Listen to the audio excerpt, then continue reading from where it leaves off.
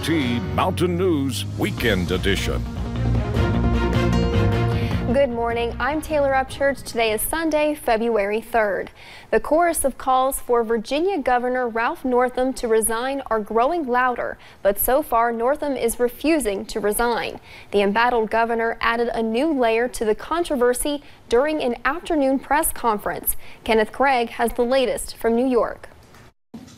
Virginia Governor Ralph Northam now says he's convinced he is not one of the people in a racist medical school yearbook photo from 1984. Okay. There is no way that I have ever been in a KKK uniform. I am not the person in that uniform, and I am not the person to the right. Northam came under fire after the photograph surfaced Friday.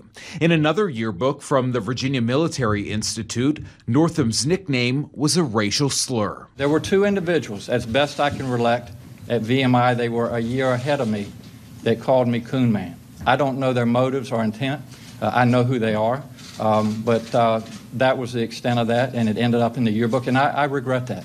Northam says he won't resign as governor, but he apologized for wearing blackface at an event 30 years ago. I did participate in a dance contest in San Antonio, in which I darkened my face as part of a Michael Jackson costume. Tonight! Tonight! Dozens of Virginians protested outside the governor's mansion in Richmond early Saturday, calling on Northam to step aside. You want to put in the work for a long road to healing? I'm glad. Do it from outside the mansion. Northam is losing support within the Democratic Party. Presidential candidates Kamala Harris, Kirsten Gillibrand, Elizabeth Warren, Cory Booker, and Julian Castro all called for Northam's resignation. Northam defeated Republican Ed Gillespie in a racially charged campaign back in 2017. Kenneth Craig, CBS News, New York. Planned Parenthood, the NAACP, and Richmond Times-Dispatch also called for Northam to resign. And Governor Matt Bevin held a public forum in Hardin County yesterday. The governor discussed many key issues, including his comments about America becoming soft when it comes to cold weather and school closings. We've got to be safe. We've got to be prudent. I applaud those people who have responsibility for making these decisions, but we also have to stop being so easily triggered and so emotional. And think about this. Why are people focusing on this? Governor Bevin said he thinks people are so focused on his comments so they do not have to be focused on other political issues in the country. And a recount in a contested Kentucky State House race where a Democrat was elected by a one-vote margin has ended in a tie. Democrat Jim Glenn defeated Republican State Representative DJ Johnson on Election Day by one vote, but the Republican-controlled state legislature ordered a recount at Johnson's request. Yesterday, the Daviess County Board of Elections recounted the more than 12,000 ballots by hand. The election board will send a report back to the House of Representatives, which will decide what to do next. And a former city clerk in Kentucky is behind bars for credit card fraud. Kentucky State Police arrested former Raceland City Clerk Rebecca Miller for the crime. An audit of city fund found apparent misuse of the city's credit card. After an investigation, police say the card was used for purchase more than $10,000 in personal items unrelated to city expenses. And now let's check in with meteorologist Kelly McShane for a look at your forecast this morning. Kelly? Still a little bit cloudy out there, but it is a beautiful and warm start to your Super Bowl Sunday. Let's go ahead and check out right outside of our door. You can actually see the sunshine peeking just through those clouds out there in Perry County, but still dealing with a little bit of cloud cover this morning. But check out those temperatures: 32 degrees in Middlesboro, yet 50 degrees in Hazard, 45 in Wise this morning, 44 in Prestonsburg. So grab that jacket this morning, but you can see those temperatures are definitely cooler in the valley regions. Patchy fog to start. Most of us not seeing that though this morning, but 66 by the time we get to this afternoon, and plenty of sunshine for your Super Bowl Sunday. Beautiful Sunday on the way. If you liked yesterday, get ready because today is going to be even warmer. Those warm temperatures are going to continue, but those rain chances come back, and I'll have those details in just a little bit. Taylor. Well, I guess we couldn't ask for anything better. Thank you, Kelly. A water supply emergency has Hazard homes and businesses like Water Gap Car Wash cutting back on water usage. Mike North, the manager, says he never wants to turn away a customer. Though some have complained, he says most are understanding. Workers say this is a problem they face often during winter weather, but for now, they just hope warmer temperatures become the quick fix.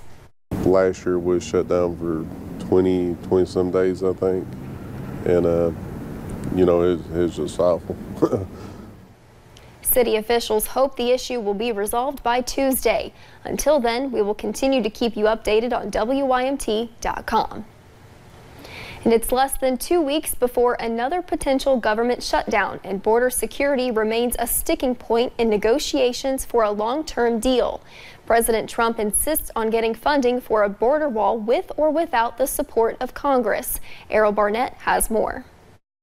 1 week after the end of the longest government shutdown in history, an agreement on border security between President Trump and Congress has not been reached. The president's position remains wall or nothing, and he won't rule out declaring a national emergency to secure funding. We haven't declared the national emergency yet we're building a lot of wall. There are no sections of border wall being constructed right now. In an interview airing Sunday, the president told Face the Nation moderator Margaret Brennan he might try to bypass Congress. Would you shut down the government again?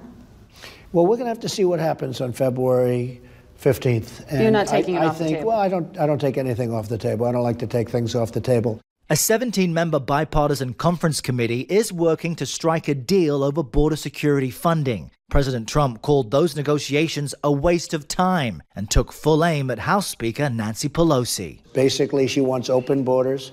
She doesn't mind human trafficking, or she wouldn't do this because, you know, the traffic She offered you over $1 billion for border security. Excuse me? She offered over $1 billion for border security. She doesn't want the wall. She's costing the country hundreds of billions of dollars.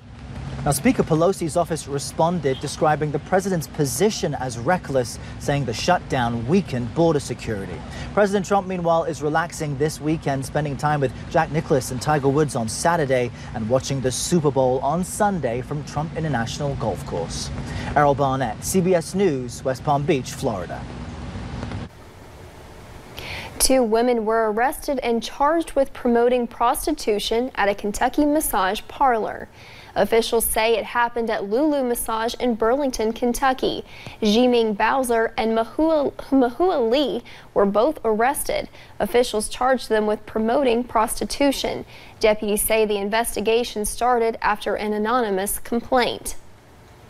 And in Laurel County, deputies say they arrested a man on Thursday afternoon for assault.